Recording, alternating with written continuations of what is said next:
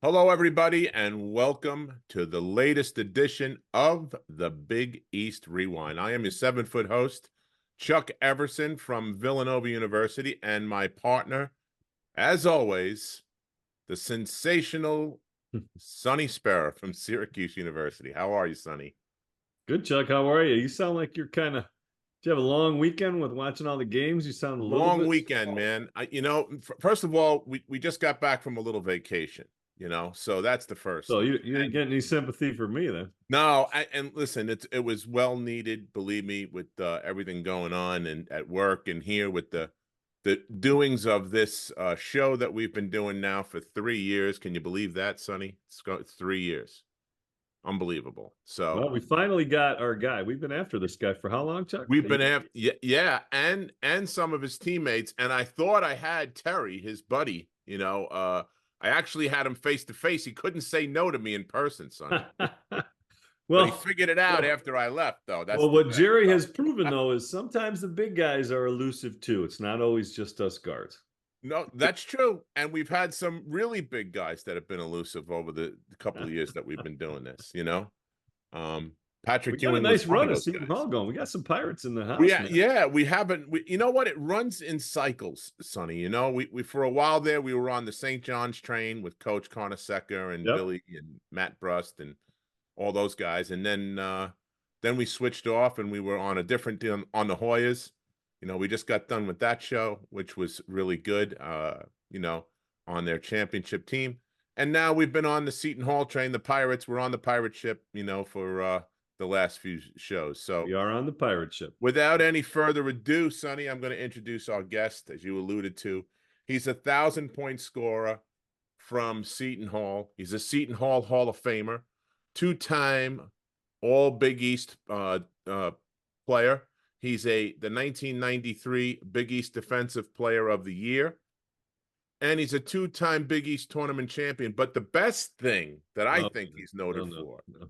most importantly, he's the president, founder, and Oh, yes. CEO of Team Walker, the nonprofit that helps underprivileged kids in Jersey City for over 25 years. He's doing great work in the Fantastic. community, and I can't wait to talk to him about it. Seton Hall Hall of Famer and legend, Jerry Walker. How are you, Jerry? Thanks for coming on. Thanks, you guys, man. Thanks for doing this. This is life is about memories, and I appreciate you guys doing this because, this time of year, especially this time of year, when March come around, I start working out, and I just think about all the stuff that we used to do in terms of March preparation and all that stuff. So this is wonderful that y'all doing this. Yeah, thanks. Jerry, I'm going to apologize. I thought Chuck was going to go to the Seton Hall Syracuse Big East Championship game and that record that still stands. I thought that's what he was talking about. The Team Walker, I think, is phenomenal. I'm sure you probably have some dealings with my buddy Raphael because he's in the school district there, and I know he's Yep. involved with different parts of the Yep. Board of Ed. But Yeah. I'm glad we didn't go there on the game. Thanks. Thanks, Sonny, we Chuck. didn't go there yet. Yet. That's the key word, yet. I'm talking to a two-time Big East champ. I I know. mean, come on, man. We got to I mention know the we're good, the going bad, and there. the ugly, Sonny. I'm sorry. The life is not all orange. I'm sorry, Sonny. Right. Right. Sometimes, I don't get nervous much. sometimes we got to Get a throw a little nervous. blue in there, either Wildcat blue or Pirate blue. Two different That's shades, but it's still blue, Sonny. right. I That's hear right. you. So, all right. So let's kick this off, Jerry. So you Yep. talk about what it was like growing up in Jersey, and then getting to play for Bob Hurley at St. Anthony's. No, it was wonderful. I mean, Jersey basketball at the time when I was growing up in the neighborhood, the Lafayette section in Jersey City, on my block, actually, guys, we had three guys that played in the Big East. We had Emery Ward played at Rutgers, and we had also Kenny Wilson played at Villanova. Yep, I know Kenny. Within my community, we had a lot of talent. So going to the playgrounds, it was really tough. If you lose, you might not get on the playground for another 2 hours. So, but Jersey City, is a special place when it comes to basketball. And obviously, Coach Hurley, being one of the best high school coaches of all time, real demanding coach. He's somebody that I admire as a father figure. So we had a good run. Yeah, he's one of 4 high school coaches in the National Basketball Hall of Fame, right, Jeff? Yep. Yep. Yeah. So talk about that play. First of all, talk about that school. That school is iconic, and that basketball team is iconic. When you talk about the best high school teams in the country, you Yep. talk about Dunbar Yep. with our good pal Reggie and Muggsy Bogues. You Yep. talk about your school. You talk about IMG down in Florida. You talk about Matha. the Matha is another good one. But you guys are always in the top two or three mentioned of all time. And the team that won the national championship had to be arguably maybe the best high school basketball team ever. So Yeah. talk about that place and that team, in particular. I mean, who were some of your teammates on that? I know Bobby was on that team, Hurley, and I know Terry was on the team, the Yep. hair, right? Who else Yep. was on that team? We had Roger Groves, Okay. went to Sean Rooney, he went to Duquesne. Danny Hurley obviously went to Seton Hall. Yeah. Dan was on the team. He's assistant coach at UCLA right now. So we had a great team. We had about 7, 8 Division I players on that team, and actually about 4 or 5 summers ago, Dime Magazine came out with the top 75 schools in order in our country's history, and they chose us to be number one. And what Wow. separated was obviously our coach and our defense.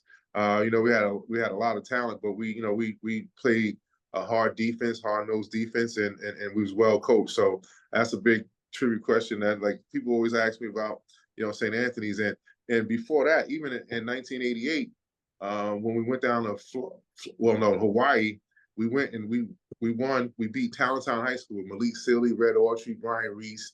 We took Wow. over the number, and we came back to Jersey City and lost to a local team, Ferris. So Ferris High School cost me a national championship. So that could have kind of like separated me, our team, from all the rest of the teams, because we always have this internal fighting with the St. Anthony's teams, who was the best, etc. Yeah, Ferris High School wound up costing us a national championship. It was controversial. It was that New York push, we thought, because we beat Talenttown that year, and we had the same record, 31-1. But they gave the edge to Talenttown because it was an unranked team. And I had the pleasure on playing for Coach Hurley for 4 years, and I started varsity for all 4 years. And my record is like 132 wins and 5 losses. I only lost to 2 teams, which was Ferris High School and Dickinson. We lost to Dickinson 3 times. We lost to Ferris twice. So I never lost to any other team outside of Jersey City. Wow, that's impressive. Well, both 31-31, and you beat them. Yeah. There's no way that you should not be ahead, just because of head-to-head matchup. Yeah, that's what I thought too, and we was a little bit upset about that. So we had some vengeance in our heart the next year, so it made us work even harder. Coach Hurley was very upset about that. It was at New York. Politics playing everything. So, yeah. So that's what it was, man. So let me ask you about the discipline, because that's legendary with Coach Hurley. Yeah. Curfew, he drove around the neighborhoods. But, I mean, I think he talks about it and says there were certain elements that he wanted to keep you guys out of. Yeah. Talk a little bit about what that was like. Oh, man, I was running with in my community, I was running with a rough crew, and he knew it, and he knew that, curfews and stuff like that was very important. And Coach Hurley, I remember hanging out with my friends. We had a curfew, and I actually missed curfew because I was coming from the basketball court hanging out, and I saw Coach Hurley van coming up Pacific Avenue, and I swear to you, across the street from my house is the church, Assumption of Saints. So they had the Holy Mary right there with a bushel of flowers or whatever. So when I saw Coach Hurley car coming down the street, I jumped and laid down, and so he wanted to see me because he was a stickler with that sort of stuff. He was a tough, Coach Hurley. A lot of people don't sometimes forget about. He was a probation officer. Wow. Dealt with tough people, so we couldn't pull one over on him. He knew all the tricks and stuff. So he didn't. We didn't play. He didn't play. Coach Hurley was a tough man. Yeah. Did you ever feel the wrath? Did you ever come underneath his thumb? Yeah. I a couple of times, but for the most part, I kind of bought into his system early on. My mom kind of gave him, permission to kind of boss me around too. So I me and him, we had a great relationship. Me and his son, obviously, Bobby was in the same class. And what was special about that St. Anthony's team, we all knew each other from grammar school, CYO. Bobby played for St. Annie's, Terry played for St. Pat's, and I played for Assumption All Saints. So we kind of like knew each other coming in, and we all went to St. Anthony's High School. So the chemistry on that team was wonderful because we kind of knew each other from CYO basketball. Yeah, that's important. And it seems to me from listening to you, that Coach Hurley was more than just a basketball coach to you guys. He's out there looking out for you. He's running around, making sure you're staying out of trouble, and that's a big, huge thing. Listen, I stay in contact with my high school team in Brentwood, Long Island. And I know what those coaches go through to keep those guys out of trouble because there's Section 8 housing involved. There's different places. It's not easy all the time. And when you get in a place like that, in Jersey City, and yourself, saying, and I know guys I know Kenny, I played with Kenny for a year. Kenny was a freshman my senior year at Villanova. I know how tough it is in Jersey City, man. And for you guys to have the successes that you had, both on the basketball court and off later in life, is really a tremendous credit to Coach Hurley. Oh, absolutely. Sometimes I feel like Coach. Sometimes when I'm talking to the kids, I'm like, I bet you do. Like saying some of the stuff that he would say to me, and I'm like, man, that sounds like Coach Hurley. So he, that I definitely admire, somebody that I totally respect. We still work together with different things. Right now, we have an initiative going on where we're trying to get more active recreation in Liberty State Park. So Coach Hurley is helping me trying to steer that engine because it's tough fighting against like the environmental type people and the bird watchers of the world. And right. So we working together right now currently, me and Coach Hurley. So it's a thrill that I still have this relationship and still working side by side with Coach. It's a special thing. It's a special thing, Jerry, because I had that type of relationship with my college coach that went right up until he passed. And it goes, the basketball part of the relationship is this much, right? The rest of it is all the other stuff that goes into that. And that's a special thing. I know you probably realize it, but I hope you realize it, how it's not the norm, and especially when we were talking to other guys from other schools, some guys don't even have contact with their coaches, right, Sonny? Mm-hmm. They don't even have, so. Yes. Go ahead. You were going to say something, Son? I don't want to skip too far ahead, but the Team Walker, and now that we're talking about your relationship with Coach Hurley, the genesis of that idea, was that started in either your childhood? Was that started in your relationship with Coach Hurley? Just talk about where that seed came from. That's a good question. I mean, obviously, Coach Hurley has something to do with that in terms of trying to get kids going in the right direction. But my grandfather, his name was James Pop Curry, was a wonderful man. I would like to think he was a little bit better than me. He managed to help the community having 16 kids of his own. Like my mom is one of 16. My poor grandma, goddamn pregnant all life seemed like. So, and I got like 123 cousins. I don't know all their names, but when I see them, I'm like, hey, what's up, cuz? So, a really big family. So it was a combination of my upbringing with my grandfather, my family, my mom, my father, and plus Coach Hurley. So I kind of like, this was my path. A lot of people, I could have had a lot of opportunity to, be a college coach, athletic director, et cetera. But I just think what I'm doing in Jersey City is meaningful. And I like to think that, I'm a Christian man too, guys. And I would like to think that I'm doing God's work, and hopefully one day I can make it to heaven. That's what I say to people all the time. Yeah, your mom was a pastor, right, Jerry? Yeah, mom is a pastor, still is a pastor. She pastored the church. We actually have a big thing upcoming on Sunday, Easter Sunday, Resurrection Sunday. So we, I grew up in the church. So yeah. That's great. So you had a lot of good influences around you, which is really important, Yeah, super important. I was blessed with that. Yeah. It's in your DNA. Yeah, absolutely. So now when you're playing at St. Anthony's, you're with Hurley, you got Bobby and you got Danny. Talk about those two guys for a minute. Did you think coaching was inevitable for both of those guys? Having been around their dad like that. Yeah, I mean, at the time, we all thought we were gonna play forever. You know how it is, right, Chuck? Right. Yeah. Yep. But I knew that they had it in them. I mean, Coach. I mean, they've been around it all their lives. They know how to. A lot of I was looking at Danny in his practice other day, and I saw Charles Barkley mention it on the desk there about how they practice diving after the balls. Well, we did that at St. Anthony's. I mean, that was one of our drills. Right. So yeah, it was inevitable for them guys. And what's good about it is, I remember, Danny had a tough time at Seton Hall, given the fact that Bobby was such a great point guard. And I remember going to certain arenas and 20,000 people would be like, Bobby's better. And it used to drive Danny nuts. So now, fast forward, Bobby's kind of like living in Danny's shadow right now. Danny done accomplished a lot more than Bobby in terms of coaching. Danny actually got Bobby started in coaching down in Wagner. So, and after that, Bobby went to Buffalo, then obviously Arizona State. But Danny's a good X and O guy.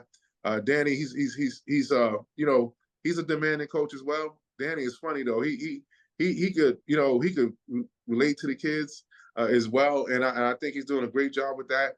And I think they're going to repeat. To be honest, they look good. I know that. Yeah, they look good. I was looking at Purdue this other night with the big guy there, and I'm saying to myself, that'll probably be a good matchup with big men, right? But I think Connecticut will have an edge there. But you got North Carolina, so I'm pretty hopeful for Danny to repeat. But it's the NCAA. Anything can happen. When he was playing, he was always that fiery guy, and he takes that same personality to the sidelines now. And we got to talk with him a little bit at Big East Media Day this year. Sonny and I went to Big East Media Day and got to speak with him. And that's just him, man. I remember going to camps with him and Coach Massimino's camps and Eastern Invitational in Jersey, those places, And he was that way then. He can do both things. He can ride you and he can love you in like the same paragraph. And that's a hard kind of line to cover. I think he pulls it off beautifully. I think it's authentic though. Totally. Oh yeah. Yeah, I agree with you. And it's you're right, it is tough, but the guys that are really good, that's especially now with the way guys are growing up in this generation, it's a little bit different, and now that you have the portal and the NIL and all this stuff, you have to constantly be recruiting your own kids. And I think he does a great job of that. And he did a great job in the portal, bringing a kid like Cam Spencer in. Man, I mean, they lose, arguably 4, great players last year off a championship team and come right back with Cam and a couple other guys. This kid, Castle, Stefan. I mean, he's been great. That's Ollie, your teammate's nephew, Ollie Taylor's nephew. And he's been fantastic too. So they come right back with those two guys and they're in the mix again. But one of the things about the portal, you got to know your team too. And Danny knew exactly what he needed. And he knew he needed a point guard that was fiery, that had some length. Connecticut always had like big guards and stuff like that. So he carried on that well. So Danny knew exactly what he needed and he went out and got it. And it's beneficial to them right now. And I think, once again, I think they could repeat it. They have the talent to do it. They have the know-how to do it. They have the defense. And I think they, what's crazy is when you win a national championship and you come back the next day, you kind of be a little bit lackadaisical. Like, I like take things for granted. But this team, they set some goals at the beginning of the year. They're not taking anything for granted.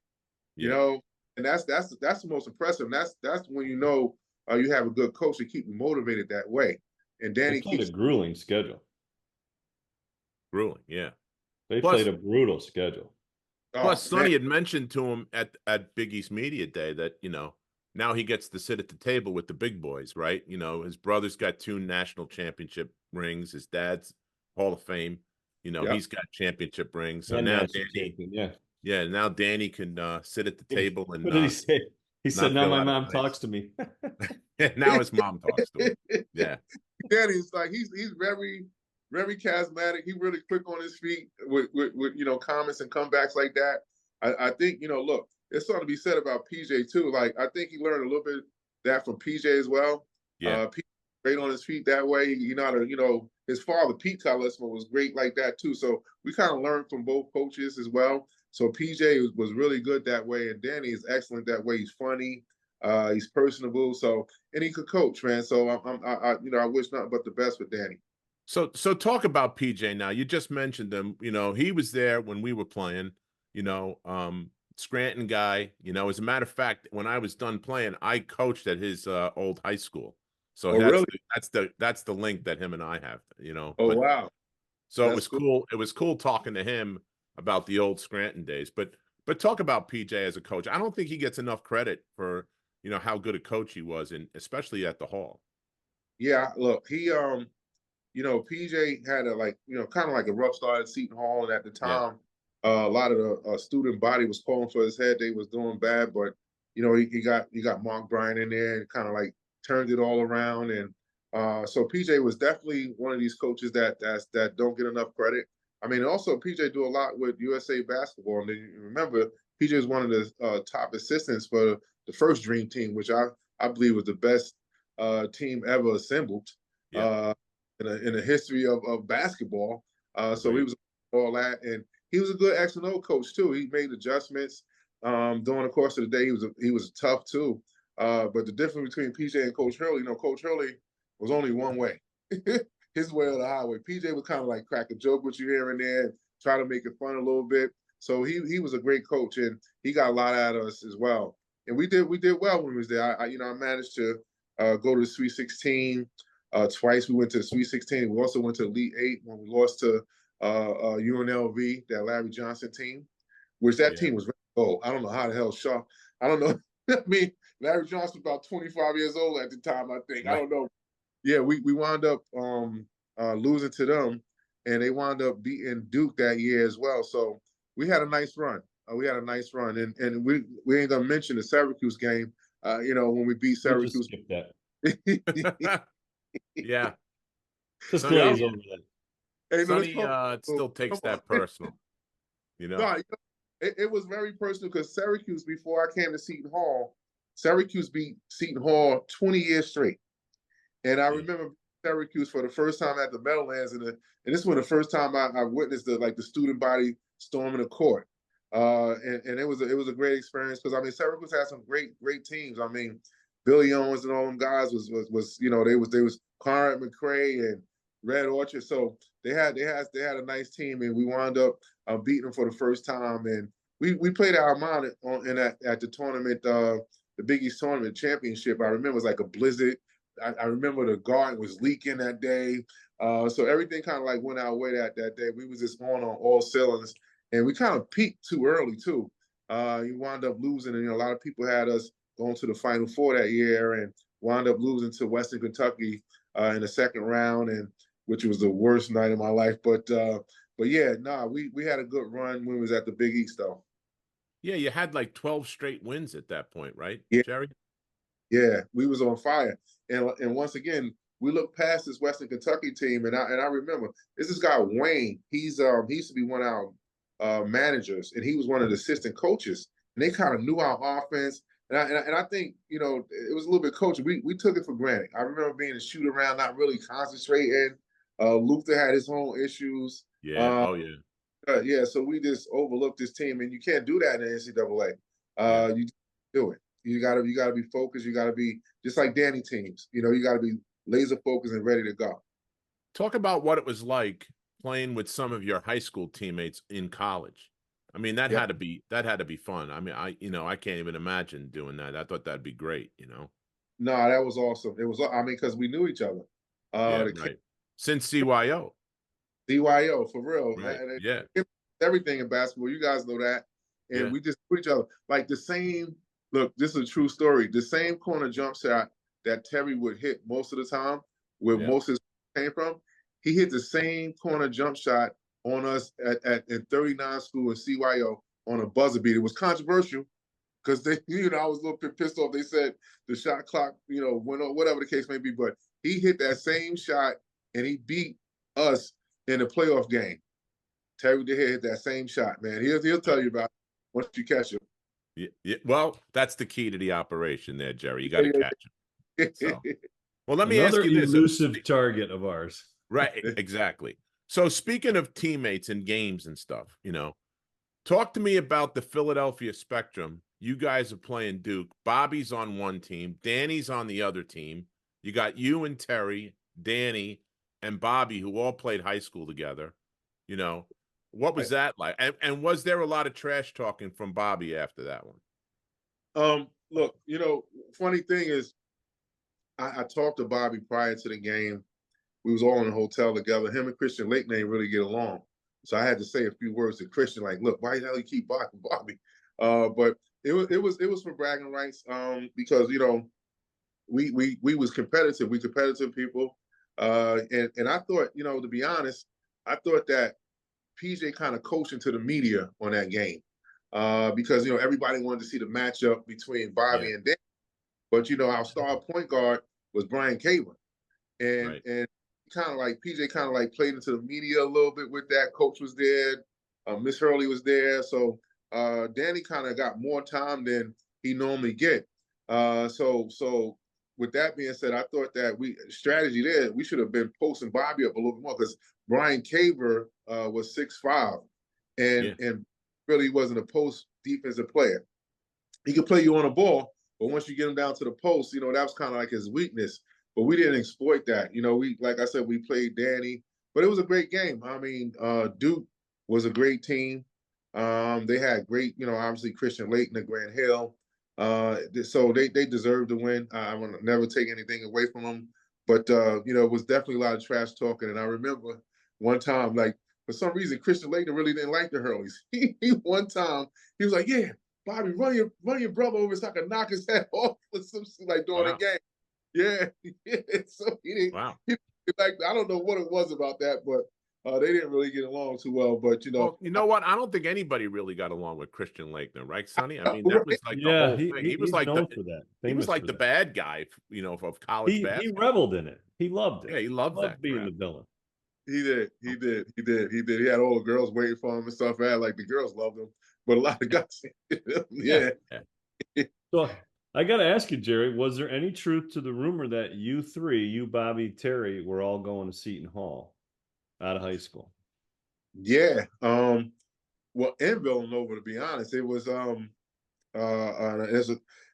Bobby wanted to get a little bit away from Coach Hurley, but I remember we was trying to work out a deal with Villanova, where me and Bobby was going to go, and Darren Serena was going to get a scholarship as well. But when Bobby went to Duke, it changed his own opinion about things, and he wound up saying he's going to Duke. So that kind of broke that up. But that's definitely a rumor that's true, that we was all thinking about going to Seton Hall at the time. But Bobby, he had a big tough three. You were the first big three. Yeah, he was definitely first big three. And he just had a tough relationship with his father, and he just wanted to kind of get away and like live on his own and try to find his own identity, because Coach was really tough on Bobby. He was tougher on Bobby than Danny, definitely. Really? Wow. Yeah, I could definitely see that, in his personality. I've never met Coach Hurley, but I've seen plenty of interviews. I've seen him on, and now he's very supportive of Danny. He's always in the front row. Right.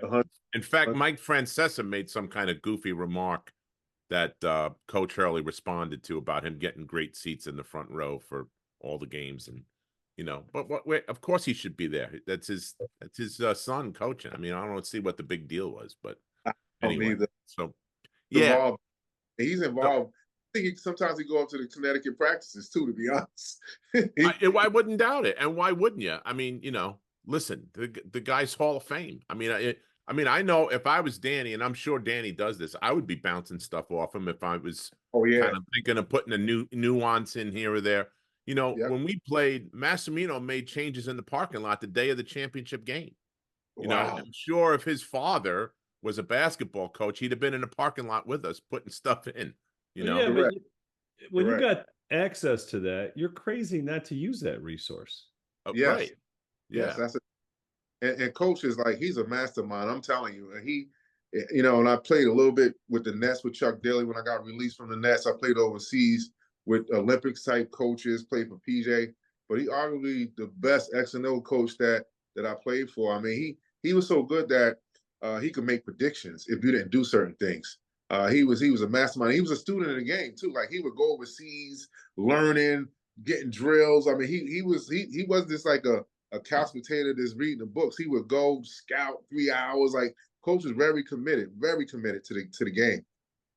Yeah, I mean that It's unbelievable. And you know, there, like we said earlier, there are only, I think, 4 high school coaches that are in the Naismith Hall of Fame. So he's one of them. So that's Yeah. saying something right there. I mean, So it doesn't get any Sure. higher than that.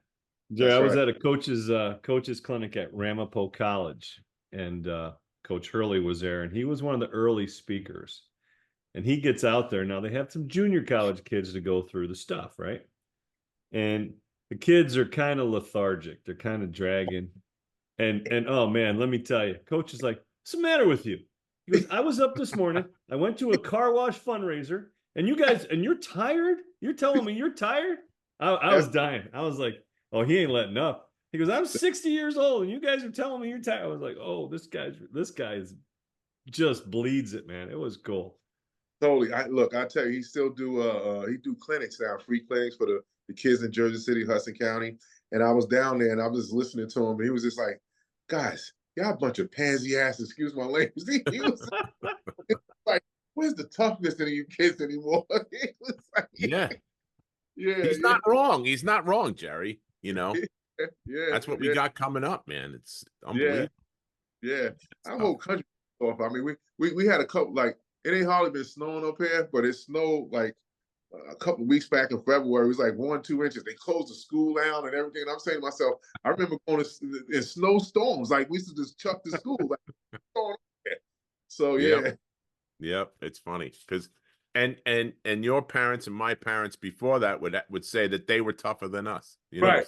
Right. I And heard so that it plenty. goes right on down the line. My father walked uphill to school both ways, right? You know, in the rain and snow. So there you go. So now you go, you wind up playing in Europe for a few years, right? And while you're in Europe, you come up with the thought for Team Walker. So let's dig into that, Jerry, because I'm very interested to hear what you're doing. I love stories like this, and you know I think it's so great. Listen, a guy like yourself who has gotten so much out of this great game that we all love is Yeah. giving back to kids and stuff in a huge way, and I think it's incredible. So talk about the beginnings of Team Walker while you're playing yourself. Yeah. Now you get ideas about starting this program through your grandfather. I guess start with that. Start with your grandfather's influence, and also the other person I read about that influenced you is Robin Cunningham, right? If she was My a study advisor. hall teacher of yours or something that Yeah, helped you out, yeah, she right? was our advisor, Robin Cunningham. She's a great lady. I love Robin. We still best of friends. She actually on my board at Team Walker. She heads up our academic side of things. And look, when I was overseas, you know, my grandfather obviously set the tone in terms of social give back. But one of the things that I once he passed away, it was like a void. Me and my brother, and I was making a decent amount of money. My brother was on Wall Street.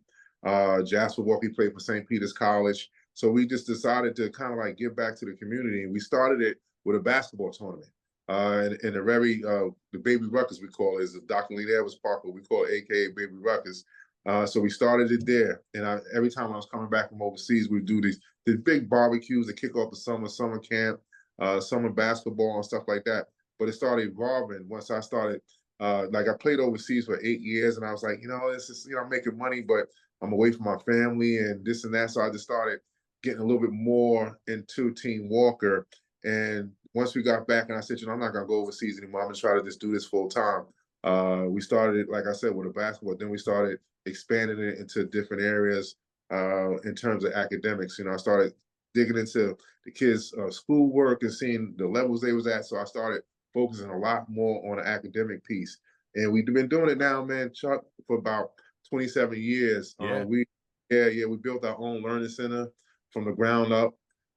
Something that we're really proud of, because when my grandfather did his programs, it's called the Lafayette Neighborhood Association, and he used to like borrow space, rent space from the local churches and different things like that. So one of the things that's different between me and my grandfather is we own our own building.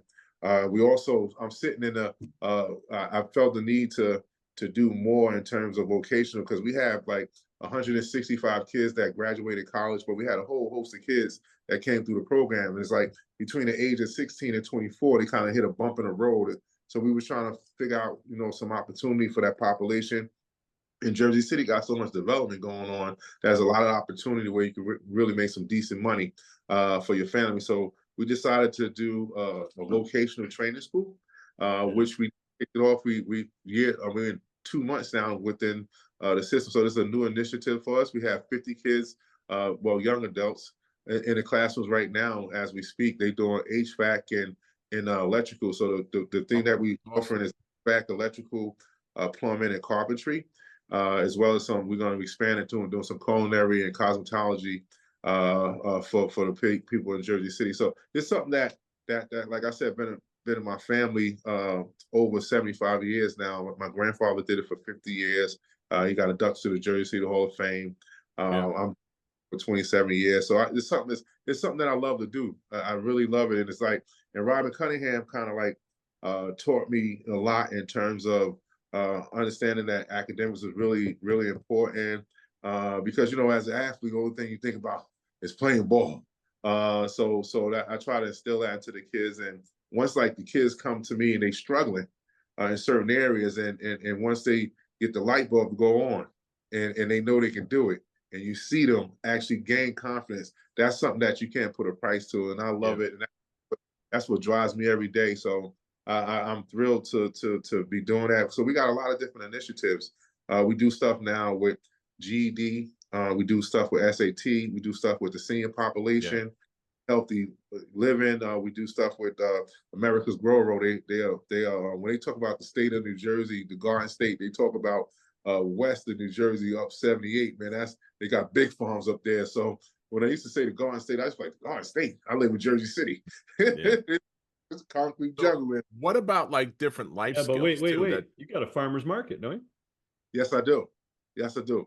Every obviously we get our produce from New Jersey, and from July to about October, we do a free farmers market. And Alina, it was the same park where I grew up, same park where I do my basketball tournament. We do a farmers market in that same park. We've been doing that 10 years. So it is, in this particular group, America's Grow Road, they all organic, and they sell some of their vegetables and stuff to Whole Foods. So it's like real grade A stuff. So it's excellent. That's awesome. That really is. I mean, how much of this idea came from your struggles in the classroom? You I don't think it's any secret you were Prop 48, but the great news is through the influence of your mom, you went back in 2003 and got your, finished up and got your degree. So how much of this came from that, and how, where you were at that age, to where you are today? Well, Chuck, that's a great question. I tell you, look, when Proposition 48 first came about was like my senior year, and it was like real strenuous. Like you couldn't, it was a risk if you would get a Proposition 48 player and he or she would come to school and didn't do well, the athletic department would be on probation. So for the first weeks, Seton Hall, the board of trustees, they was going back and forth. So the first 2 weeks, I was very depressed too at this time. For the first 2 weeks, that they were still trying to figure out whether they was going to let me come to school or not because of this risk. They wound up taking on me, and I wound up doing great there. But that's one of the driving forces with this academic piece, because I understand that how it could hurt you. Because I really believe that if I didn't sit out that year, because we couldn't work out, I ballooned, I gained all this weight. I wound up coming back fracturing my wrist, and because a lot of people don't know my game. I used to be above the rim at St. Anthony's, and then when I kind of got to Seton Hall, I gained all that weight, so I was more of a bruiser type of player or whatever. But it really, academics really, really put a little bit of a toll on me. But look, God works in mysterious ways, and I feel like my life is meaningful doing our team walk of work. But that was one of my driving forces to say, look, academics is very important because it could either hurt you or help you. And my chairman, his name is Leo Zada. One of the things that he always say, we either gonna, help these kids now or we're gonna help them later. And I'd rather help them now, and I believe in the first chance. I understand the second chance and all that, but I believe in the first chance. And that's our motto at Team Walker, the first chance. Let me ask you, in the long term, right? Is your long range plans, do you want to, it's kind of a pilot program. Do you want to help this extend out to other Jersey communities or across the country? and this becomes, you know, the brand continues and it just gets bigger and bigger. Is that part of the vision? Yeah, yeah. I look, I'm an ambitious guy. I did. We had a team, an AAU team down in Jackson, New Jersey, and South Jersey that I we know try right to. where that is.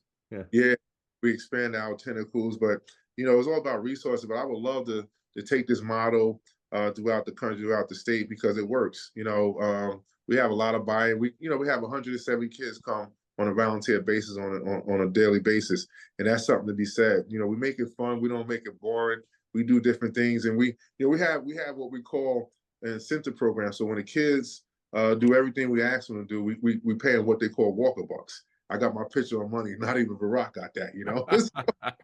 So we hand out the Walker Bucks when they earn it. We like put together a store where they could come buy stuff. And it is a motivation to the other kids. So once they come back to class, they see all the toys and stuff that they buy. So kids start, they buy in because they want to go to and have that store experience and with our initiative. So it's something that this is something I love doing too, guys. So is this I get it. all part of your team? I get it. Comes right out of your pores. Is this all part of your team, Jerry, that comes up with these ideas? Like, that's a brilliant idea, thinking of Walker Bucks, and you have your own little store or whatever, so it gives the kids something to shoot for. Everybody's looking for, the carrot in front, you know what I mean, to go after. Yeah. Did you come up with that yourself, or do you have a team of folks that you work with, and, you have to have, No, totally. To be honest, Kelly Gangeri, her father is Jim O'Brien, which he's one of my major big time supporters of Seton Hall basketball.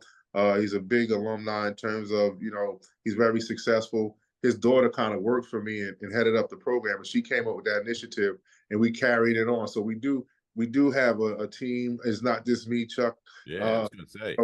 So it's like there's a bunch of people. I got great teachers, Miss Nachetti, my wife, Sharonda Walker, she does the HR, keeps it all straight. So it's a effort. It ain't just me. I'm the one that's pounding the pavement to go out to go get the dollars and cents and leveraging out my relationships to make this happen. So yeah, it's cool. I mean, well, like grant writing, are you doing that stuff too?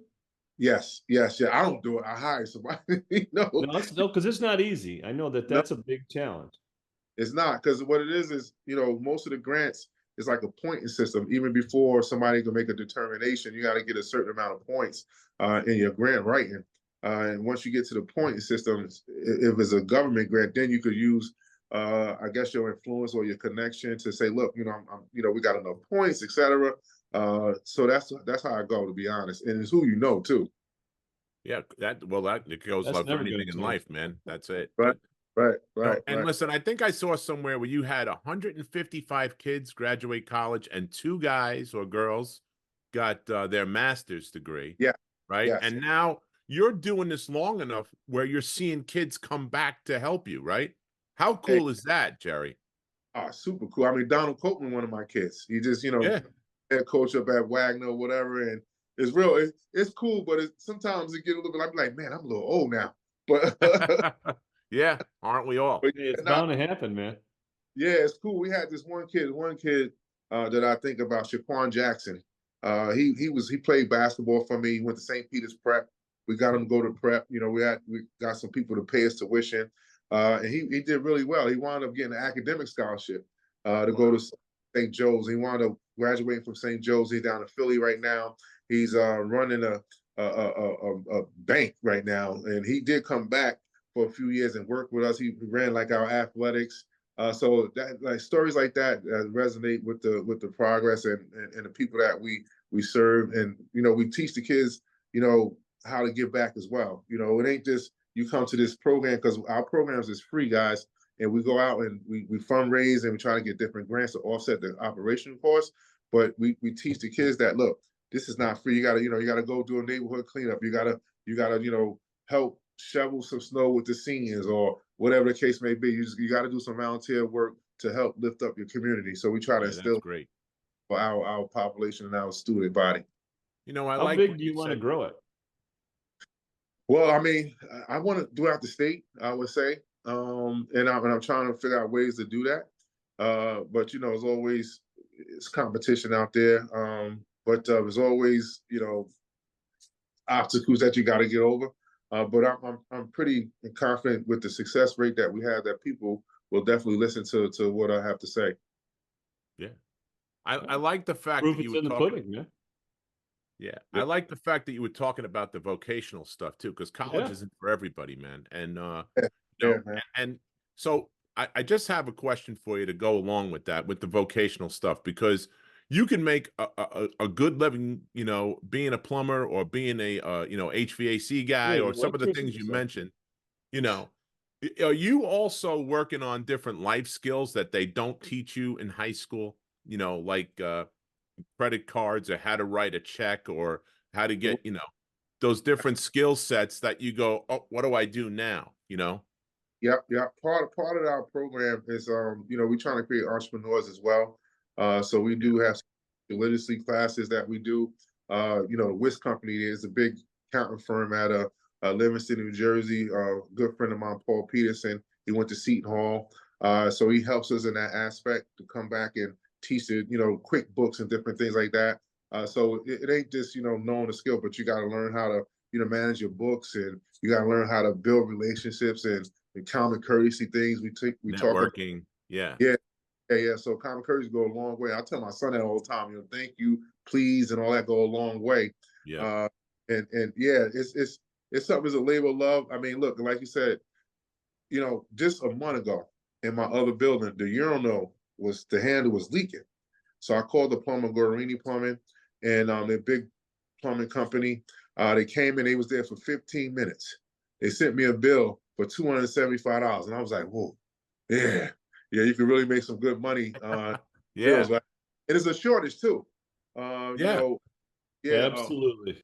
Yeah, Lowe's did like a study on, like, it's like almost 100,000. There's a shortage of 100,000 people in these different areas, in the different skill areas. So I'm looking forward to trying to fill that gap in. And like I said, you can make a decent living. As college not for everybody, right? I was No. fortunate enough to be 6'7", have some talent.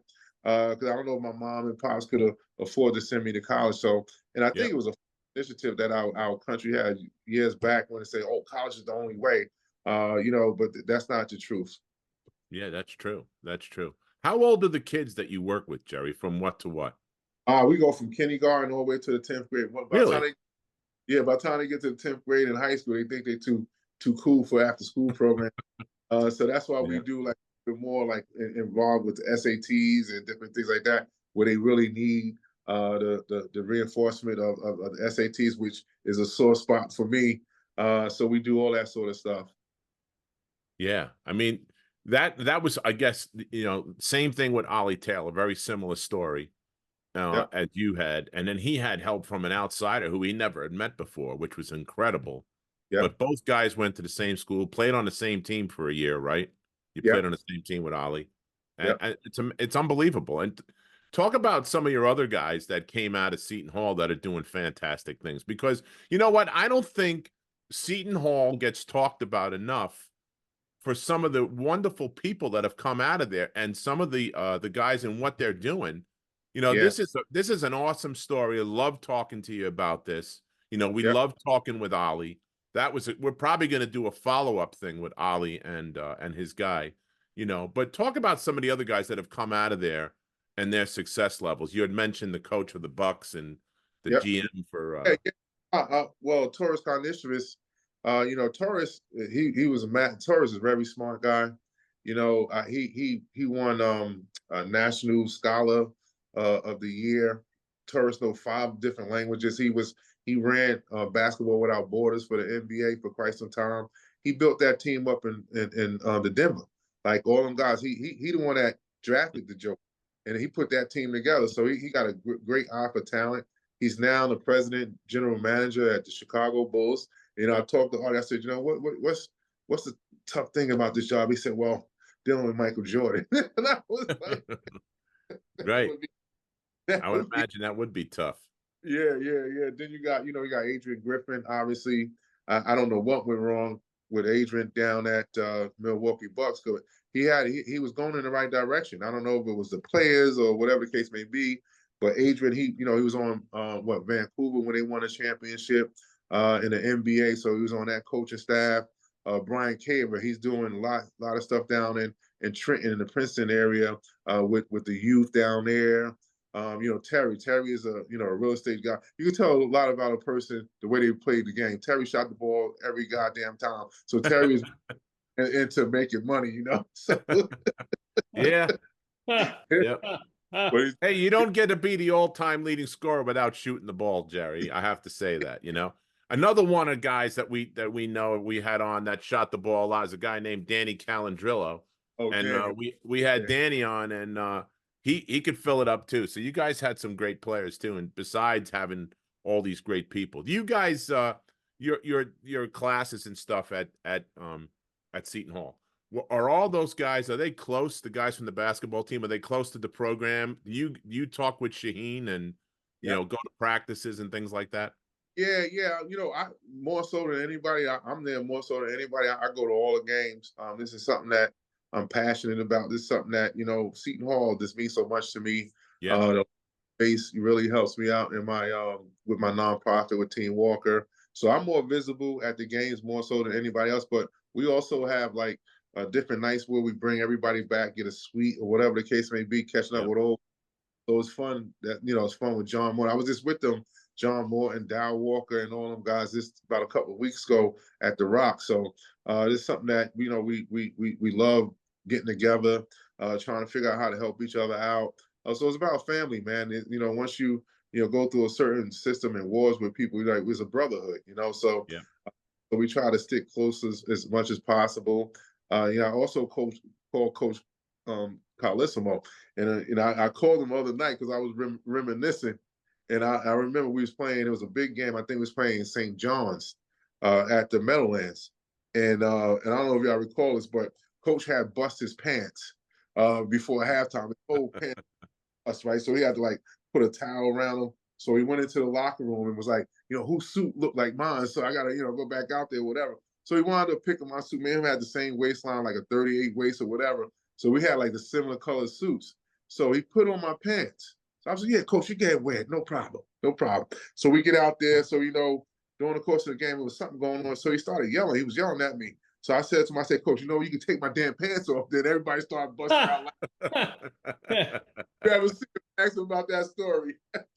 That's hilarious. Yeah, That's hilarious. Well, listen, man, it's been a lot of fun. We're up against it. It's been a lot of fun.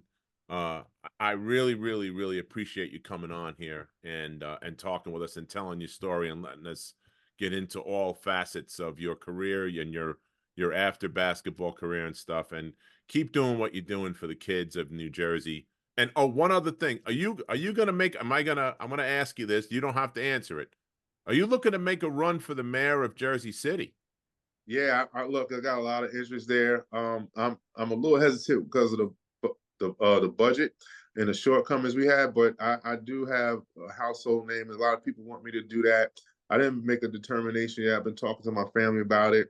It's a 24/7 job, and I don't want to take away from Team Walker. I'm a county commissioner now, and it's a little bit lighter than being a mayor. I mean, you gotta worry about from shootings to potholes to just a range of things. So, but it's something that I'm thinking about doing, and I'll let you guys know. I'll let you guys know. When you were growing up playing basketball, the parks of Jersey City, did you ever once think to yourself, I'm going to be mayor of this place, and run the show? This way, everybody's got a place to play, and you can hook everybody up. Chuck and Sonny, I never thought this in a million years. I got to tell you all that, man. I this from all the good work that I've been doing, and in 2013, I actually put my hat in the ring because all these people were trying to sort me out. And Jersey City is a strange place. If you line yourself with somebody, then you'll always be that person's guy. And I just be on my own 2 feet. So I jumped out the window with 3 months, and I ran for mayor myself. And I did quite well. I did quite well. I came in 3rd place, and like I said, I put together a whole slate. I only spent $90,000. So we did quite well out there, and I kind of set the tone, and I created a base for myself from that point on, and I just been involved. I mean, look, our county executive, his name was Tom DeGees. And one of the things he said to me, I said, Tom, I don't know if I want to be a elected official politician in Hudson County. You guys got like a bad reputation. Like I'm not a good guy.